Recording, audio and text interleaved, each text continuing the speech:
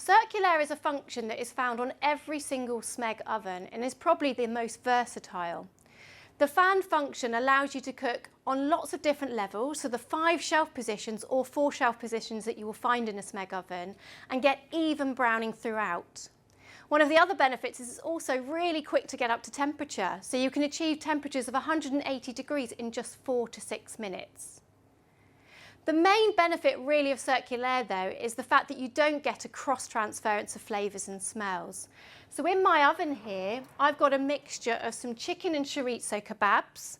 I also have some vegetables with some onions and garlic, but I have some meringues, a very delicate food that would absorb any other flavours that might be in the cavity. The way in which it works with Circulaire is that the air is actually sucked into the fan at the back where the heating element is located and wrapped around. This will clean the air that might come off the chicken and chorizo and onion, and then it's blown out of the other vents after being cleaned by that heating element.